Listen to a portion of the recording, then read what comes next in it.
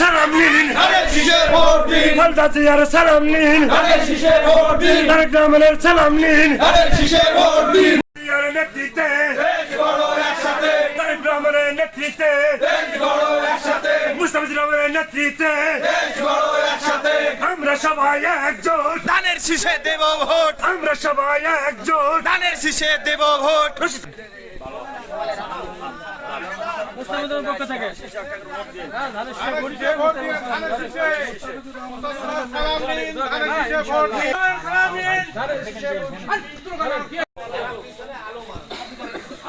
ভালো আছেন ভাই? আমরা তো মোস্তাফিজুর ভাইয়ের জন্য আসছি ভাই, আপনাদের দোয়া। আসসালামু আলাইকুম।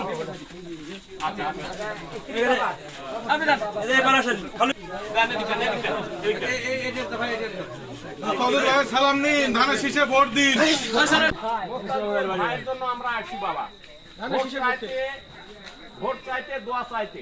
আপনারা দোয়া করবেন, মোস্তাফিজুরের নাম শুনছেন, উনি কিন্তু ভালো মানুষ। ধানের শীষে ভোট দিবেন। একটা দেন, আর একটা লিফলেট আর একটা দেন। ধানের শীষে ভোট দিন।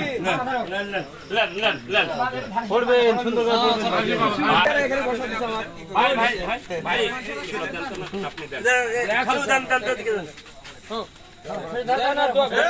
ভোট চাওয়াবে। ধানের শীষে ভোট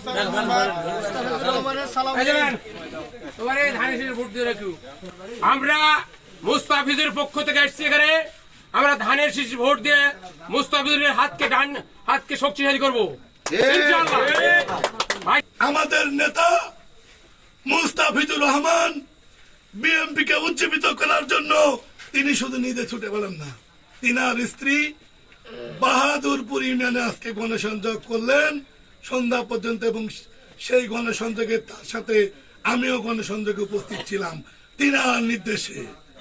কাজেই তাদের অ্যাক্টিভিটিস, তাদের কার্যকলাপ, তাদের মাঠে বিচরণ, 17 বছর সাধারণ মানুষের সাথে থাকা, মিশে থাকা, আমাদের ভোট করতে হবে। কি করতে হবে? আলাউদ্দিন ভাই, ভোট করতে হবে। ঠিক আছে নাজমুল ভাই, ভোট করতে হবে। তো ভোট করলে কি করতে হবে? মানুষের মন জয় করতে হবে, মানুষের দ্বারে দ্বারে যেতে হবে, ধানের শীষের পক্ষে ভোট প্রার্থনার জন্য। ঠিক আমরা তাই করছি। এই জন্য বিএনপির ভারপ্রাপ্ত চেয়ারম্যান জনাব তারেক রহমান নির্দেশ দিয়েছেন মুস্তাফিজুর রহমানকে, আপনি নেমাজপুর পুরসা সাপাহারে গণজাগরণ সৃষ্টি করেন। ঠিক এই জন্য আমরা মাঠে ঘাটে ঘুরছি ভাই, পুকুরের জন্য, ডিমের জন্য আমরা রাজনীতি করি না। আমরা আপনাদেরকে ভালোবাসতে চাই, ধর্ম বর্ণ নির্বিশেষে। আগামীতে নিয়ামতপুর পুরসা সাপাহারের ধানের শীষের একমাত্র দাবিদার। কারণ কি? কারণ হচ্ছে 17 বছর তিনি মাঠে ছিলেন। 2018 সালে সারা বাংলাদেশের 300 আসনে যতগুলো প্রার্থী ছিল সবার মধ্যে 2 নম্বর স্থান অধিকারী।